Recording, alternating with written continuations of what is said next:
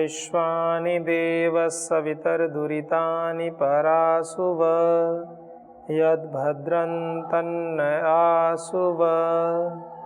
ओम श्री परमात्मने नमः। ओम श्री गुरुभ्यो नमः। ओम। सबको नमस्ते। एक बहुत ही महत्वपूर्ण विषय चल रहा है इस अंक में।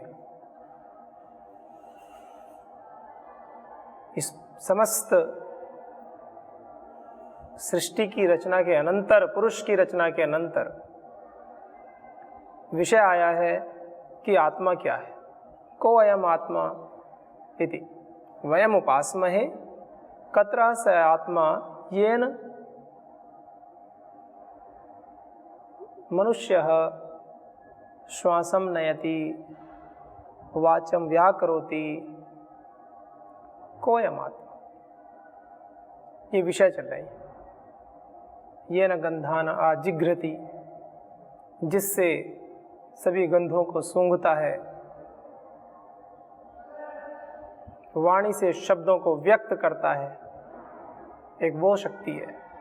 तो यह प्रसंग चल रहा है किसकी उपासना हमें करनी चाहिए। पिछले अंक में हमने देखा था कि किस प्रकार से आत्मा और परमात्मा के विषय में बड़ी भ्रांतियां होती हैं, लेकिन जो सृष्टि होती है यह तो हमें चीख चीख कर बता रही है ना कि एक ईश्वरीय सत्ता है जो कि हमसे भी ऊपर है, हमसे श्रेष्ठ है, जिसके होने से, उपस्थिति मात्र से समस्त सत्ताएं ठीक ठीक कार्य कर रही हैं। वह सत्ता ईश्वरीय सत्ता है।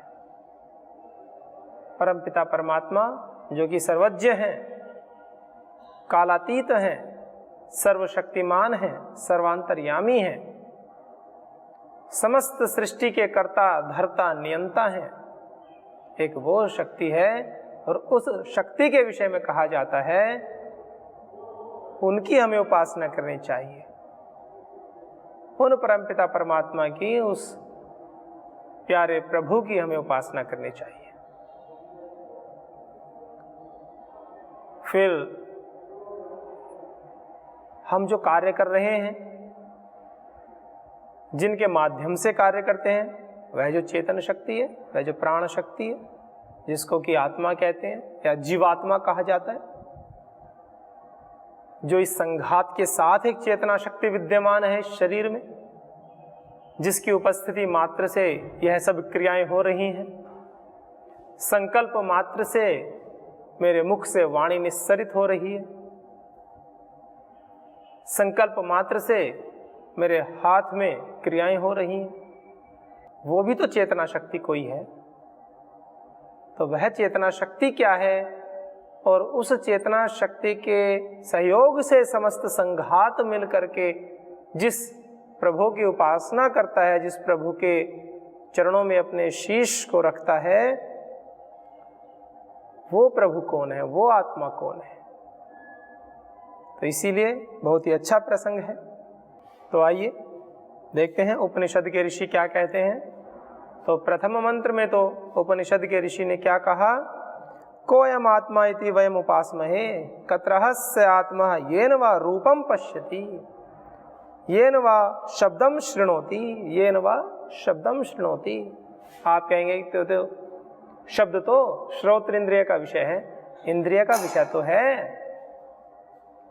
शब्द श्रोत्र इंद्रिय का विषय तो है, परंतु एक मृत व्यक्ति के शरीर में भी तो है, फिर क्यों नहीं सुनता वो। ऐसी कौन सी शक्ति है जिसकी उपस्थिति मात्र से समस्त इंद्रियां कार्य करने लगती हैं। हम उस शक्ति की बात कर रहे हैं। तो कहा येन वा गंधान आजिघ्रति येन वा वाचं व्याकरोति येन वा स्वादु च स्वादु च विजानाति, जिससे स्वादिष्ट या अस्वादिष्ट का पता चलता है।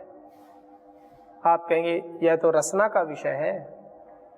रसना का विषय तो है, इसमें तो कोई संशय नहीं है, परंतु वो कौन सी शक्ति है जिस शक्ति के होने मात्र से रचना अपने कार्यों को करती है?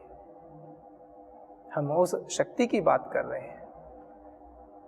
एक वो नियंता परमपिता परमात्मा जिसकी उपस्थिति मात्र से समस्त जीव अपने नियमों में, समस्त प्राणी समुदाय, समस्त सृष्टि अपने नियमों में चल रही है।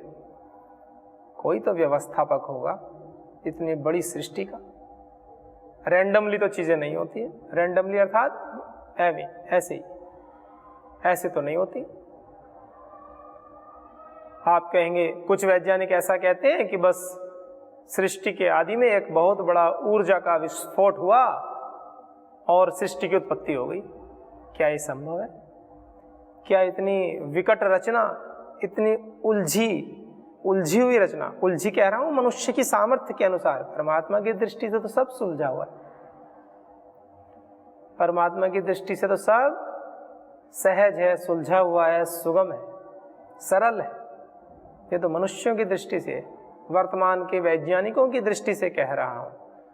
मनुष्यों के शरीर में कितने नर्व्स, कितनी नाड़ियां हैं, कितने ब्रेन मेम्ब्रेन्स हैं, कितनी कोशिकाएं हैं और कैसे वो एक दूसरे से संबद्ध हैं, किस प्रकार से रक्त का प्रवाह हो रहा है, कहाँ कहाँ से कैसे कैसे नस नाड़ियां इस शरीर को बांधे हुए हैं, बिना किसी डोर के, बिना किसी धागे के, किस प्रकार से समस्त शरीर की रचना हुई है। और केवल मनुष्य शरीर की नहीं, समस्त सृष्टि में उनके गुण धर्म अलग अलग हैं और तत्व 5 हैं, मूल तत्व 3 हैं, सत्व रजस तमस। आप सोच कर देखिए। और प्रकृति में मनुष्यों की रचना में रंग 2 हैं। एक को कह सकते हैं गोरा, एक को कह सकते हैं काला, एक को कह सकते हैं श्वेत, एक को कह सकते हैं श्याम वर्ण। और इन दोनों ही वर्णों के संयोग से, कॉम्बिनेशन से, इनकी भिन्नता से समस्त सृष्टि का सृजन चल रहा है। प्रत्येक व्यक्ति के रंग में भिन्नता है, उनके आकार में भिन्नता है, उनकी संरचना में भिन्नता है। उस परवरदिगार, उस परमपिता परमात्मा, उस ईश्वर के पास से ऐसी कितना ज्ञान का विशाल भंडार है कि 2 रंग से ही जब से सृष्टि की उत्पत्ति हुई है और जब तक सृष्टि का प्रलय होगा और आगे भी जितने समय तक भी सृष्टियां उत्पन्न होती रहेंगी, नव निर्माण चलता रहेगा। मनुष्यों के चेहरे, मनुष्य की जो आकृति है उनमें भिन्नता रहेगी। आप कहेंगे कि कुछ तो एक जैसे भी होते हैं, नितांत एक जैसा कोई नहीं होता, भिन्नता होती है। उनकी प्रकृति में भी भिन्नता होगी, उनकी वाणी में भिन्नता होगी और उनके चेहरों में भी भिन्नता होती है। जैसे जैसे बड़े होते जाते हैं उनके चेहरों में भी भिन्नता होती है, शारीरिक विषयों में भी भिन्नता आ जाती है, कर्मों में भी भिन्नता रहती है। कुछ सीमा तक तो समानता होती है। तो देखिए आप अपने उस पिता की कितनी बड़ी महिमा है, तो उसकी उपासना हमें करनी चाहिए। और किसकी करनी चाहिए? वेदों की। क्यों? क्योंकि वेद सब सत्य विद्याओं का पुस्तक है। जितनी भी विद्याएं हैं सत्य विद्याएं हैं, और सत्य ईश्वर का पर्याय भी है। तो ईश्वरीय जितनी भी विद्याएं हैं, जितनी भी शुभ विद्याएं हैं, मनुष्य के समाज के कल्याण के लिए जितनी भी विद्याएं हैं, इस धरा को स्वर्ग बनाने के लिए जो भी विद्याएं हैं, वो सब उस परम पिता परमात्मा द्वारा ही प्रदत्त हैं। सब सत्य विद्या और सब विद्याओं का आदि मूल परमेश्वर है। सबका मूल में परम पिता परमात्मा। ऋषियों के द्वारा ऐसे ऐसे वाक्य कहे गए हैं, ऐसे ऐसे शब्दों की संरचना करके एक ऐसे सार रूप में एक पंक्ति कह दी जाती है कि जीवन की समस्त शंकाओं का समाधान प्रस्तुत कर देते हैं ऋषि। इसलिए तो ऋषि भूत दया वाले होते हैं, प्राणी मात्र पर दया करने वाले होते हैं। भूत दया से कुछ और मत समझ लेना कि ये भूतों पर दया करते हैं। भूत कहते हैं बीता हुआ कल, जो बीत गया उसको भूतकाल, जो चल रहा है उसको वर्तमान काल, और जो आने वाला है उसको भविष्य काल कहते हैं। ये जो वर्तमान में समाज में कुछ परंपराएं बना दी ना, भूत प्रेत, कुछ का कुछ मन गढ़ंत जो मन में आता बोलते जाते। जो बच्चे विद्यालयों में पढ़ते हैं उनको भी सीधा सीधा पता होता है, उनसे बोले पास्ट टेंस बनाना है, पास्ट का अर्थ है कि भूतकाल में, प्रेजेंट में बनाने वाक्य, प्रेजेंट अर्थात वर्तमान काल में, फ्यूचर मतलब भविष्य काल में। तो बच्चों को भी पता होता है पास्ट टेंस का अर्थ होता है भूतकाल अर्थात जो बीत गया है, जो बीत गया है। जैसे किसी छात्र का कल जन्मदिन था और एक दिन हो गया, तो उससे पूछें आपका जन्मदिन कब था, वो कहेगा कल था, तो बीत गया ना, वो भूतकाल हो गया। इस प्रकार से। लेकिन भूत प्रेत पता नहीं क्या क्या ऐसी ऐसी परंपराएं गढ़ दी जाती हैं और अलग अलग तरह के कार्यक्रम करने शुरू कर देते हैं। ऋषि क्या कहते हैं, वेद सब सत्य विद्याओं का पुस्तक है, वेद का पढ़ना पढ़ाना और सुनना सुनाना सभी श्रेष्ठ मनुष्यों का परम धर्म है। सभी श्रेष्ठ मनुष्य, और मनुष्य तो सभी श्रेष्ठ ही होते हैं, फिर भी श्रेष्ठता का ये उपमा क्यों दी गई, मनुष्यों में श्रेष्ठता? श्रेष्ठता इसलिए कहा गया क्योंकि सभी मनुष्य तो वेद पढ़ नहीं सकते, सभी का सामर्थ्य भिन्न भिन्न होता है, सामर्थ्य बढ़ाना चाहिए, ये एक अलग बात है। लेकिन जो भी सज्जन व्यक्ति हैं, जो पढ़ सकते हैं, जो सामर्थ्य रखते हैं पढ़ने का, जिनकी रुचि भी है और रुचि ना भी हो, शुभ कर्म में, अच्छे कर्म में तो रुचि ना भी हो तो भी करने चाहिए, अच्छे कर्म तो रुचि ना हो तो भी करने चाहिए, और बुरे कर्म में कितनी ही प्रबल रुचि हो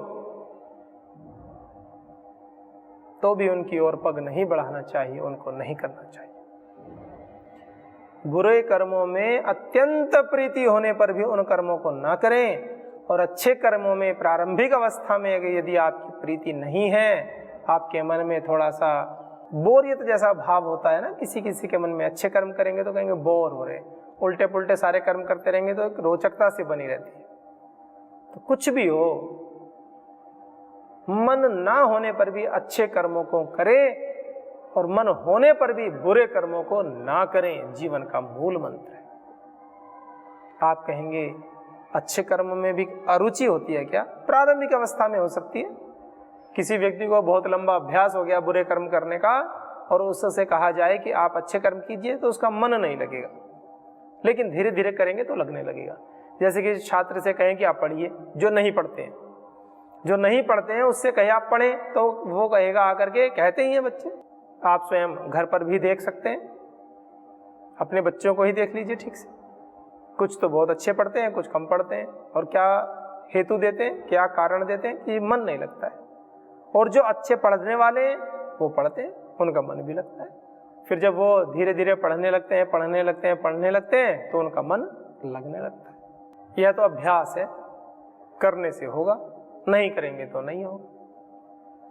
तो इसलिए हमें बताया कि शरीर में एक साधन रूप में भी एक चेतन तत्व है और साध्य रूप में भी समस्त सृष्टि में और हमारे अंतरतम की गहराइयों में भी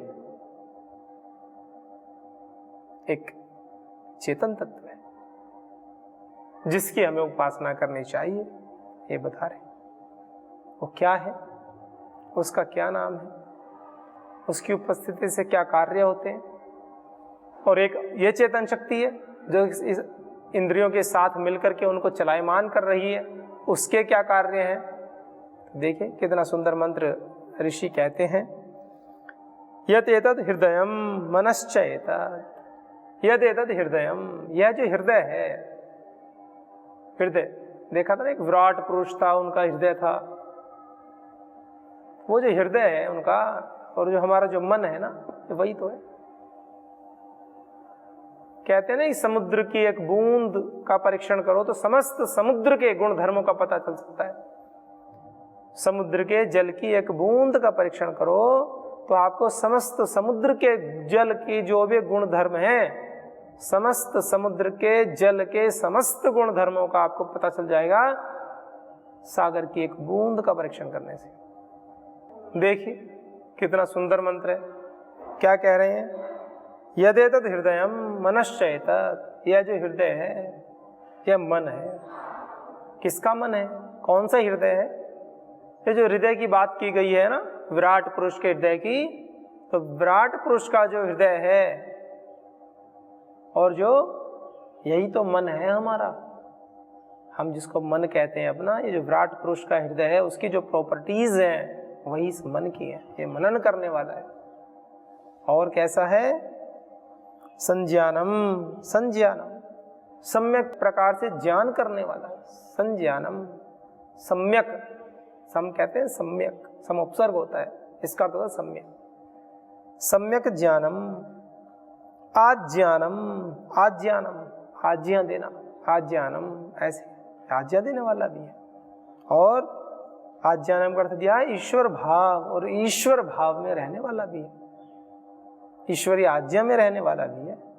कितनी सुंदर बात बता रहे हैं। यह जो हृदय है कैसा है? यह जो हृदय और मन है इनके विषय में भी बता रहे हैं, और ये अंत में बताएंगे कि ये सब प्रज्ञान के ही तो भाग हैं, जीवात्मा के ही तो गुण हैं, ये समस्त सभी के सभी। तो क्या है? संज्ञानम, आज्ञानम, विज्ञानम, विज्ञानम। एक होता है सामान्य ज्ञान, एक होता है विज्ञान, विशेष ज्ञान। एक सामान्य ज्ञान होता है, सभी को होता है। विशेष ज्ञान किसी वस्तु विशेष में उसके गुण धर्मों के आधार पर जो अतिरिक्त ज्ञान होता है, सामान्य ज्ञान से भी अतिरिक्त, उसको कहते हैं विशेष ज्ञान। आप कहेंगे वह विशेष ज्ञान क्या है? तो देखिए, एक तो सामान्य ज्ञान होता है, सामान्य ज्ञान है हमें, पंखा चलाते हैं, पंखा चलता है, हवा आती है, ये सामान्य ज्ञान हुआ। पंखा बनता कैसे? पंखे में कुछ खराबी हो जाए उसको ठीक कैसे करना है, पंखे को बनाना कैसे है, कैसे उसमें मोटर लगानी है, कैसे कॉइल्स आदि को सेट करते हैं, पूरा ये विशेष ज्ञान है। तो इसी प्रकार से कहा विज्ञान, एक तो सामान्य ज्ञान होता है उसको ज्ञान कहते हैं, विज्ञानम कहते तद हृदयम मनश्चैतत। क्या क्या है और गुण बता रहे? संज्ञानम, आज्ञानम, विज्ञानम, प्रज्ञानम, प्रकृष्ट ज्ञान, प्रज्ञानम उत्कृष्ट ज्ञान। ज्ञानों में भी जो उत्कृष्ट ज्ञान है उसको प्रज्ञान कहा गया। ये बहुत महत्वपूर्ण शब्द है, आने वाले समय में हम देखेंगे प्रज्ञान के विषय में इसको क्या कह रहे हैं। अभी तो इतना ही समझते हैं। प्रज्ञान के विषय में कहा उत्कृष्ट ज्ञान, प्रज्ञान के विषय में कहा उत्कृष्ट ज्ञान, जो कि सभी ज्ञानों में उत्कृष्ट है, उच्च कोटि का ज्ञान है। यह प्रज्ञान भी है। कौन सा? जो संज्ञान है, जो विज्ञान है, जो आज्ञान है, उसी को प्रज्ञान भी कहा। और क्या है? मेधा। कितना सुंदर है मेधा। मेधा जो धारणा शक्ति होती है ना, मेधा, तीव्र ग्रहण करने वाली जो बुद्धि होती है उसको कहते हैं मेधा। वेद में मेधा सूक्त आता है, मेधाम में वर्णो ददातु मेधाम अग्नि प्रजापति ही मेधाम इंद्रश्च वायुश्च मेधाम धाता ददातु में ओम या मेधाम देवगणः पितरश्च पासते तया मां मध्य मेधायाग्नि मेधा विनम कुरु। यज्ञ में भी करते हैं, अग्निहोत्र करते समय भी इस मंत्र का उच्चारण करते हैं। मेधा सूक्त के 2 सूक्त हैं, उसमें से एक सूक्त में 4 मंत्र हों, उसके 2 मंत्र किए हैं। तो कह रहे मेधा, ये भी उसी का गुण बता दिया जीवात्मा का। मेधा जीवात्मा को कहते हैं ना कि कुछ नहीं, न्यूट्रल है, कुछ नहीं होता, ये बता रहे हैं मेधा। जो धारण करने वाली शक्ति है, धारणावती बुद्धि जो है उसको मेधा कहा गया, धारणावती बुद्धि। फिर कहा दृष्टि। दृष्टि ही, दृष्टि एक एक शब्द में पूरे पूरे जीवन का, पूरे शास्त्र का निचोड़ किया गया है। एक गुण बताया दृष्टि, मनुष्य की दृष्टि, सम्यक दृष्टि, दर्शन, उसका ज्ञान। मनुष्य की दृष्टि एक बार ठीक हो जाए तो उसका जीवन सुधर जाता है, इसलिए कहा दृष्टि। तो ये क्या है? दृष्टि भी, ये भी जीवात्मा का गुण है। प्रज्ञान के ही सभी भाग बताए जाएंगे आने वाले समय में। प्रकृष्ट ज्ञान करने के सभी साधन भी बन रहे हैं। दृष्टि। आगे कहते हैं धृति। धृति एक होता है दृष्टि, देखने की जो शक्ति होती है, दर्शन शक्ति, दृष्टि। और समाज में तो एक कहावत बड़ी प्रसिद्ध है, जैसी दृष्टि वैसी सृष्टि। कुछ लोग उल्टा भी बोलते हैं, जैसी सृष्टि वैसी दृष्टि। पर ऋषियों की बात क्या है? ऋषि कहते हैं जैसी दृष्टि वैसी सृष्टि, क्योंकि ऋषि अंतर्मुखी होते हैं। ऋषि सभी विषयों को जानने वाले होते हैं। वो पहले वैदिक ज्ञान के आधार पर, वैदिक संस्कृति के आधार पर अपनी दृष्टि को डेवलप करते हैं, शास्त्रोक्त अपने विषय को, अपनी समझ को बढ़ाते हैं, और फिर जिसकी जैसी दृष्टि हो जाती है उसको सृष्टि भी वैसी नजर आती है। इसमें बहुत तर्क हो सकते हैं, बहुत प्रश्न हो सकते हैं, सभी का समाधान धीरे धीरे हो जाता है। कुछ काल के आधार पर होता है, कुछ ईश्वरीय कृपा से होता है, कुछ आपके अपने विवेक और समझ से धीरे धीरे समाधान होता रहता है। तो एक कहावत होती है, जैसी दृष्टि वैसी सृष्टि। एक बार की बात है, गुरु द्रोणाचार्य ने पांडवों को, कौरवों को, दोनों को ही सिखा रहे थे। तो उन्होंने कहा अर्जुन से कि जाओ युधिष्ठिर को भी बुला लाओ और दुर्योधन को बुला लाओ। वो दोनों को बुलाकर ले आए। फिर उन्होंने कहा कि मुझे आप लोगों को एक कार्य देना है और मुझे विश्वास है कि आप दोनों ही उस कार्य को करने में सक्षम हो। दोनों ने बड़े प्रसन्न हुए और कहा कि गुरुजी ने हम पे कृपा की, हमें बुलाया, कार्य दिया। गुरुजन जब किसी छात्र को कार्य देते हैं तो यह छात्र का सौभाग्य होता है। कुछ छात्र, एक दो छात्र ऐसे भी होते हैं जो सोचते हैं कि गुरुजी तो हमें काम बता रहे हैं, हमारे आचार्य जी, हमारी आचार्य आए हमें काम बता रहे हैं, या हमारे माता जी, हमारे पिताजी हमें बड़े काम करवाते हैं। बेटा वो काम नहीं होता है, बच्चों से कह रहा हूँ, वो कार्य नहीं होता है, केवल वो प्रेम भी होता है। जब बड़े छोटों से कार्य कराते हैं कोई, तो वो प्रेम भी होता है। प्रेम, प्रेम से जिनसे प्रीति थोड़ी अधिक होने लगती है उनसे कार्य भी बताए जाने शुरू हो जाते हैं, छोटे छोटे ऐसे। हालांकि आचार्यों की प्रीति तो सभी से समान होती है, लेकिन गुण धर्मों के आधार पर उसमें कोई तुलना किसी से नहीं है। कि गुरुजन, आचार्य जो होते हैं वो तो हर छात्र के लिए पूरे ही होते हैं। 1000 छात्र यदि पढ़ते हैं या 1000 शिष्य यदि हैं और उनके एक गुरु हैं, तो वो गुरु केवल एक नहीं है, उन 1000 शिष्यों के लिए 1000 गुरु हैं। हर शिष्य का अपना गुरु होते हैं, पूरे होते हैं। गुरु कभी विभक्त नहीं होते, गुरु सत्ता कभी विभक्त नहीं होती। ईश्वर प्राप्ति किसी को होगी तो छोटे अंश में नहीं होगी, जितनी होनी है पूरी होगी, पूरे ही परमात्मा का अनुभव होगा उनको। जो भी अनुभव सबको होता है वही उनको होगा परमात्मा का। ऐसा नहीं है कि एक को तो बहुत अधिक अनुभव हो गया और दूसरे को थोड़ा। ऐसे नहीं होगा कि एक को तो थोड़ा अनुभव हो गया और दूसरे को बहुत अधिक। पूरा जिसको भी होगा समान होगा, पूरा अनुभव होगा। ऐसे तो उस आत्मा के विषय में कहा, यदेतद् हृदयं मनश्चैतत् संज्ञानम आज्ञानम विज्ञानम प्रज्ञानम मेधा दृष्टि धृति मति मनीषा। यदेतद् हृदयं मनश्चैतत्, यह जो हृदय है ये मन है। और क्या है? संज्ञानम, सम्यक ज्ञान, आज्ञानम, ईश्वरीय आज्ञा में रहना, आज्ञा पालन करना, विज्ञानम, विशेष ज्ञान जो है, प्रज्ञानम, और उत्कृष्ट ज्ञान जो है, मेधा, जो धारणावती बुद्धि है। कितने बड़े बड़े गुण इस जीवात्मा के बता रहे हैं। और दृष्टि, जीवन में यदि दृष्टि उत्पन्न हो जाए, दर्शन शक्ति उत्पन्न हो जाए, तो मनुष्य का जीवन सरल राजपथ पर ऐसे जाता है सीधे कि अपने लक्ष्य पर पहुंचकर ही विश्राम लेता है। दृष्टि, धृति, धैर्य।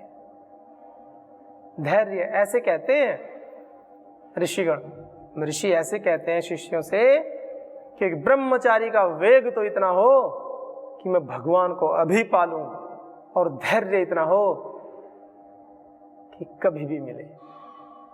पुनः सुनिए, कि ब्रह्मचारी में वेग तो इतना हो कि इसी क्षण भगवान को पालूं, और धैर्य इतना हो कि जन्म जन्मांतर भी लग जाएं, कभी भी मिले। अर्थात क्या है कहने का कि वह प्रचंड पुरुषार्थ की पराकाष्ठा का सातत्य करते हुए प्रतिक्षण कर्म करता रहे, कर्म करता रहे, कर्म करता रहे, इस भावना से कि मुझे अपना सर्वस्व झोंक देना है, मुझे 100% पुरुषार्थ को बढ़ाना है, करते रहना है। और दूसरी बात, धैर्य इतना होना चाहिए कि मन में अधीरता उत्पन्न न हो कि मैंने तो इतना भीषण पुरुषार्थ किया, फिर भी मुझे ईश्वर दर्शन नहीं हो रहे। तो इसलिए धृति, धैर्य भी हमारे मन में हो। ऐसे ही जीवात्मा के बहुत सारे गुण अभी हम बताएंगे, मंत्र के माध्यम से अगले अंक में चर्चा करेंगे, इस विषय को आगे लेंगे। आप सभी के जीवन में भी आप सभी पूर्णता की ओर आगे बढ़ें, खुशियां हो आए, समृद्धि आए, सभी के जीवन में शांति घटित हो। ओम शांति शांति शांति। ओम सर्वेभ्यो नमः।